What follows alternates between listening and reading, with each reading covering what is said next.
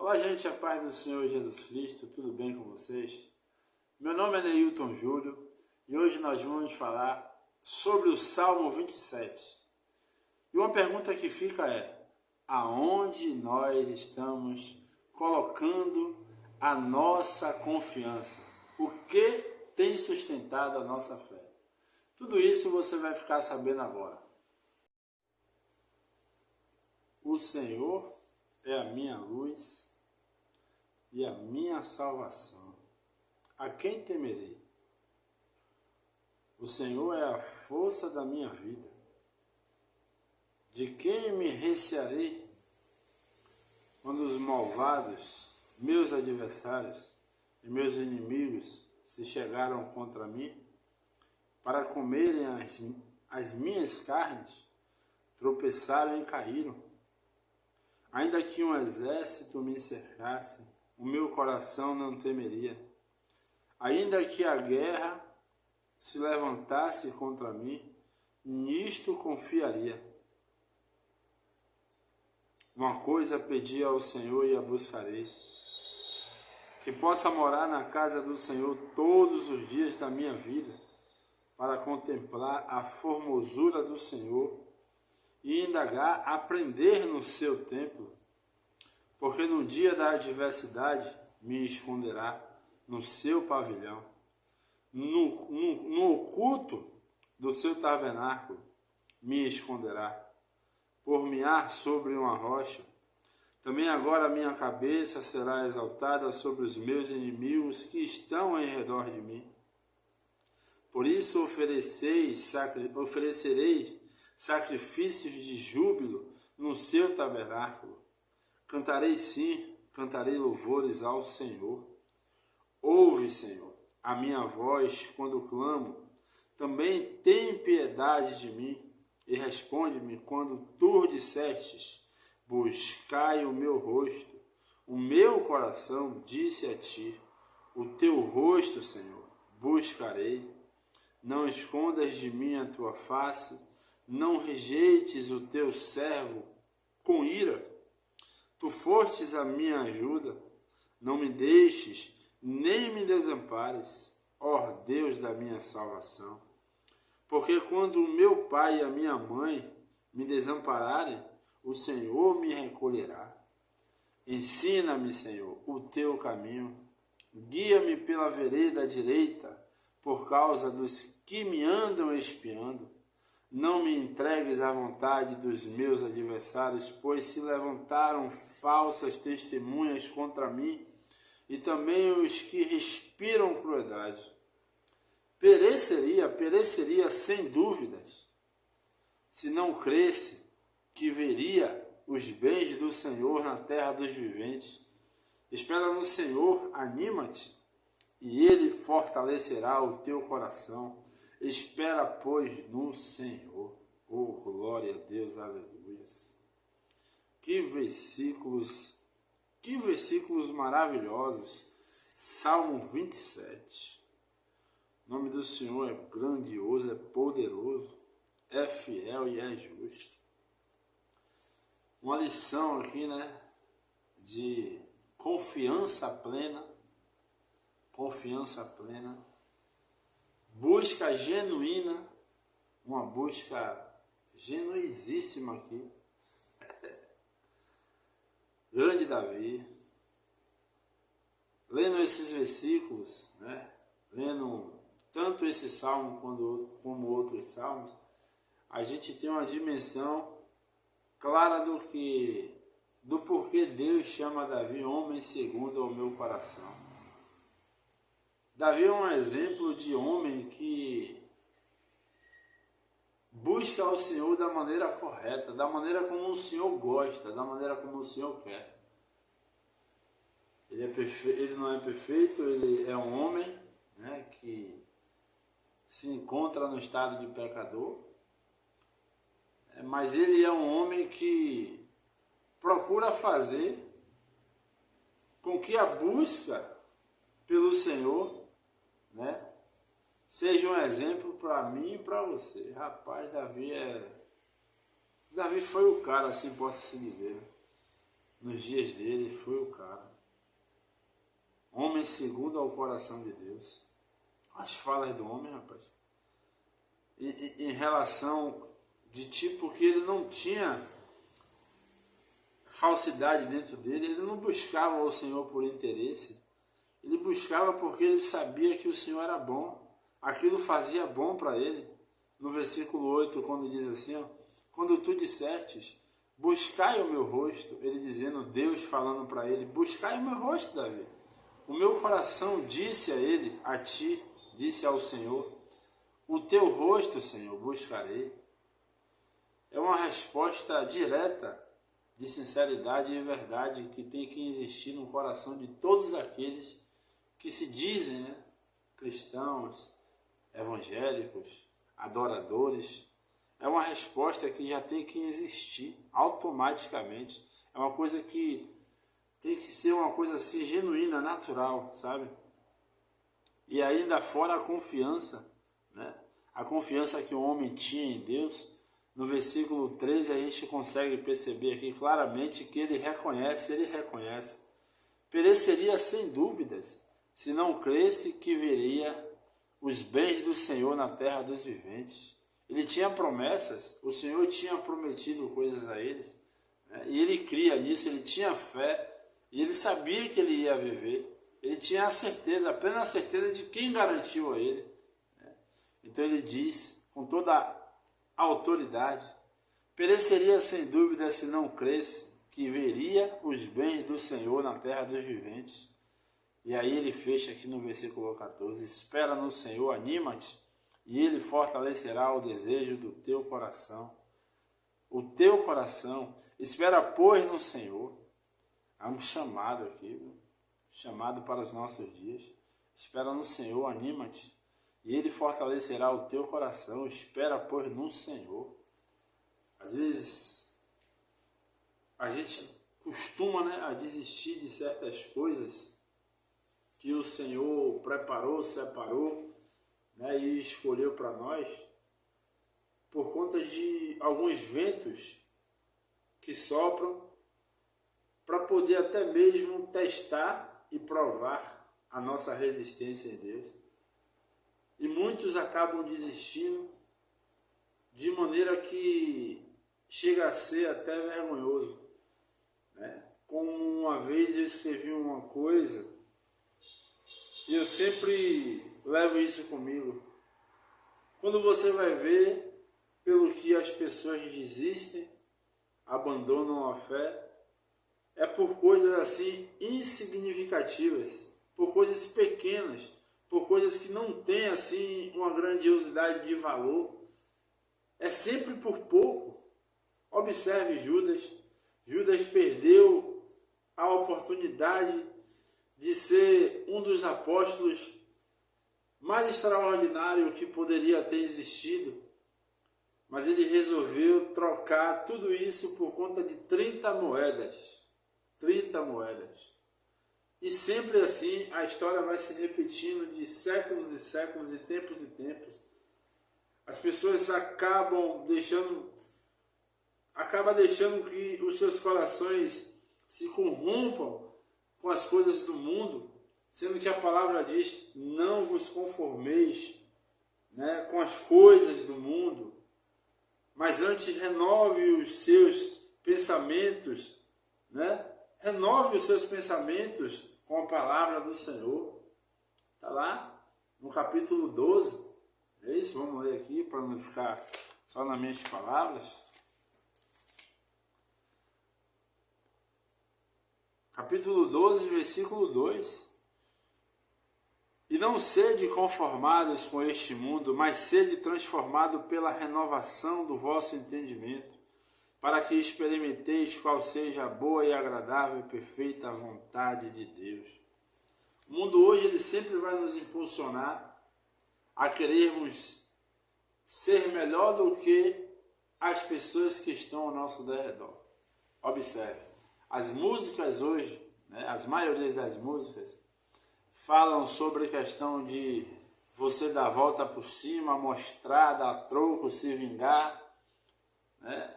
já incentiva isso. O mundo ensina essas coisas. Nós que estamos no mundo, mas não somos do mundo, a gente tem que tomar muito cuidado com isso. Porque o inimigo ele não brinca de ser inimigo. E ele usa das mesmas armas que ele usou lá atrás para poder fazer com que muitos caiam hoje. Observe que quando ele chega até Eva, olha o que ele vai dizer. Vamos para a palavra. A tentação e a queda.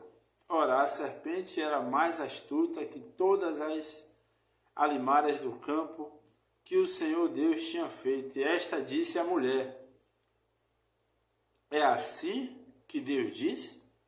A dúvida já. Ele sempre vai querer causar dúvida. É assim que Deus disse? Não comereis de toda a árvore do jardim? E disse a mulher à serpente: do fruto das árvores do jardim comerás, mas do fruto da árvore que está no meio do jardim, disse Deus, não comerás dele, nem tocareis, para que não morras. Então a serpente disse à mulher: certamente não morrerás, porque Deus sabe que no dia em que dele comerdes, se abrirão os vossos olhos e serei como Deus, sabendo o bem e o mal. Satanás largou aqui uma proposta aqui, grandiosíssima. Ser como Deus. Imagine, Eva via, Deus descer todos os dias, conversar, ela via a plenitude, ela deve ter contemplado a glória de Deus naquele jardim. Ela, em algum momento da vida dela, deve ter parado e visto a maravilha que Deus fez, tudo com haja. Aí chega um ser maligno, com uma ideia diabólica, e diz: se você comer ali, você vai ser igual a Deus. Se você fizer aquilo, você vai ser igual a Ele. E muitas das vezes, os frutos hoje, dessa árvore proibida, estão nas pessoas. Como é que estão nas pessoas? Às vezes, alguns se deixam seduzir justamente por status que existe na vida de alguns. Quando você vai pegar, você vê uma pessoa bem-sucedida que tem dinheiro, tem carro bom, tem mansões, sabe? Só anda vivendo em ostentação. Aí pega esse fruto que é bom, a gente tem que dizer que é bom, que se eu disser a você que é ruim, está mentindo, Mas pega uma coisa dessa, o fruto é bom, mas a vida que a pessoa vive é boa? Aí é que está a diferença. O que ele tem é bom, riqueza é boa. A Bíblia não condena a riqueza. A Bíblia não diz que riquezas é do diabo, é pecado. Não, a Bíblia não diz. Se você for ver, grandes homens de Deus eram ricos, mas permaneceram. Agora, a vida dessas pessoas que o mundo tenta hoje deturpar a nossa fé, que não são boas. Aí pega este fruto e diz assim, você pode ser igual a ele. Você pode ter tudo que ele tem. Você pode ir para os lugares que eles vão, Dubai, França, Paris, Você pode, e isso cria assim um desejo maligno, a ponto de você querer ir atrás desse fruto, comer desse fruto proibido. O fruto ao qual, quando você for, certamente morrerás. Entendeu? Então a gente tem que tomar muito cuidado. Davi dá um exemplo claríssimo de como nós devemos buscar o Senhor no Salmo 27. Ele tinha uma confiança plena no Senhor. Uma confiança que é admirável e invejável, em um sentido assim pejorativo da palavra, não uma inveja ruim, mas inveja porque eu quero fazer isso que Davi fazia, sabe? Ao que ele diz: pereceria sem dúvida se não cresce que verei os bens do Senhor na terra dos viventes. Salomão ele vai dizer que há um tempo determinado para todas as coisas. Há um tempo determinado para todas as coisas. E o Salmo 6 Salmo 6 não, Mateus capítulo 6, se eu não me engano, no seu versículo 18, fala justamente a ordem do tempo das coisas. Existe uma ordem, meu irmão. Existe uma ordem, meu irmão. E essa ordem deve ser seguida. Olha o que a palavra vai dizer. Deixa eu ver aqui. Guardar, desfazer. Vocês, portanto, Pai.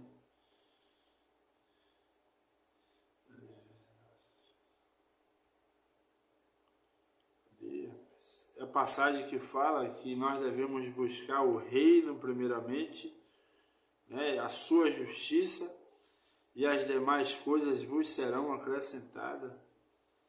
Então, assim, há uma ordem, né, há uma ordem a ser buscada, não é de qualquer maneira, né? E Cristo ele vai nos dizer que se isso não for feito da maneira que deve ser feita, através dessa palavra, basicamente a gente não pode esperar acontecer coisas sendo que a gente não está vivendo na ordem da palavra. É no capítulo 6 de Mateus, sem dúvida, que a palavra vai dizer assim: buscai primeiramente o reino de Deus e a sua justiça, e as demais coisas vos serão acrescentadas. E aí eu paro e me pergunto: buscai primeiramente o reino e a justiça. Que reino é esse? Para nós entendermos esse reino, nós temos que entrar no âmbito espiritual. Deus é espírito. A Bíblia vai dizer que Deus é espírito, né? Então, automaticamente nós entendemos que este reino também é espiritual. E que reino é esse? Como é que nós vamos ter uma cabeça voltada para o reino? Jesus ele veio nessa terra e todo o tempo, 3 anos dos seus ministérios, ele nos ensinou tudo acerca do reino de quem? De Deus. Qual é o reino? Você amar ao seu próximo. Isso tudo faz parte do reino. O que é mais o reino, meu irmão? Você perdoar os seus devedores, amar até o seu inimigo, que a palavra vai dizer, é difícil, mas tem que amar. É você procurar andar em renovação de vida, aquilo que você fazia que desagradava ao Senhor, e quando você passa para o lado de cá, você enxerga que aquilo que seus olhos são abertos, você enxerga que aquilo que você fazia já não serve mais, já não é mais conveniente para o que você está vivendo, né? Você está vivendo o reino. E a justiça é você ser justo, é você ser verdadeiro, ser fiel àquilo que você está vivendo, aquilo a que você está vivendo. Você vive nos caminhos do Senhor, meu irmão. É parar e pensar assim, ó, Jesus faria isso quando você estiver mediante a uma situação que você tem que decidir? Jesus ia fazer isso? Jesus ia fazer isso? Jesus daria essa resposta? Jesus pensaria dessa forma? Tudo isso é justiça, porque ele foi justo. Ele foi justo do início até o fim. Então Davi no capítulo, no Salmo 27, ele nos ensina basicamente isso. Uma busca verdadeira, uma busca genuína, um algo que é de dentro para fora, e não só fora. Existia um desejo ardente daquele coração. Existia. Quando você se depara com outros salmos, você só confirma isso, o que o 27 ele traz consigo. É muito lindo ver isso, irmãos. É muito lindo ver seres humanos humanos que pisaram nessa terra, como Davi, que nos ensina verdadeiramente o modelo, o padrão, né? O guia de fé, para que nós venhamos ter uma confiança plena em Deus, confiança plena, pleníssima.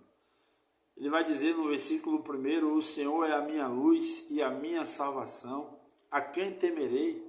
O Senhor é a força da minha vida, de quem me recearei? Não existe demônio, não existe diabo, não existe nada, meu amigo, nada que é capaz contra você.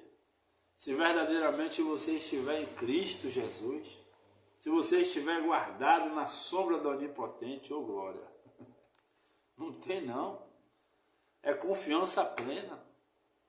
Deus é terrível, irmão, Deus é terrível. E muitas das vezes a gente se frustra, sabe por quê? Porque a gente quer confiar na força do nosso braço, na nossa inteligência, naquilo que a gente acha que sabe, e Deus vai lá e nos dá uma rasteira, sem pé e sem mão, para fazer com que a gente venha entender que o controle e a soberania é dele. É ele que sabe de todas as coisas, não nós. Essa semana Deus me pegou em algo que eu fiquei nervoso assim, entendeu? Eu uso gravata. Quando eu vou para os cultos, eu só vou de gravata. E eu dou esse nó de gravata desde quando eu comecei a usar gravata. Desde quando eu comecei a usar gravata, eu sempre dei esse nó. Minhas gravatas nunca ficam já com os nó. Eu sempre dou na hora de eu estou me arrumando. E eu estava conversando com minha esposa acerca de um assunto e eu falei baseado na minha sabedoria e minha esposa falou baseado na confiança em Deus. E eu falei, admito e confesso, falei baseado na minha sabedoria e levei aquilo ali, tesei, não é isso. Aí eu fui pegar a gravata para dar o nó, eu me embaralhei todo nessa gravata, não consegui dar o nó, fiquei nervoso, eu falei, rapaz, como é que pode? Esqueci o nó da gravata. Aí o Senhor, através do Espírito Santo, deu aquela flechada. Tá vendo que você não sabe de nada? Tá vendo que você não é nada? Me deu uma rasteira que eu tive que parar e depois falei para minha esposa, eu falei, filha, isso aconteceu por isso e isso, e o Espírito Santo me fez sentir que foi por isso. A gente não deve confiar na força do nosso braço não, irmão. Por mais que a gente saiba, por mais que a gente seja entendido do assunto, mas a confiança sempre tem que ser plena em Deus, porque é Ele que muda os tempos, Ele traz à existência o que não existe, entendeu? E faz até desaparecer o que existe. Deus tem o controle de todas as coisas. E é isso que Davi nos ensina através desse Salmo 27. Que o nome do Senhor seja cada vez mais glorificado através da minha vida e da sua vida, meu irmão. Forte abraço. A paz do Senhor Jesus Cristo a todos aí. Amém.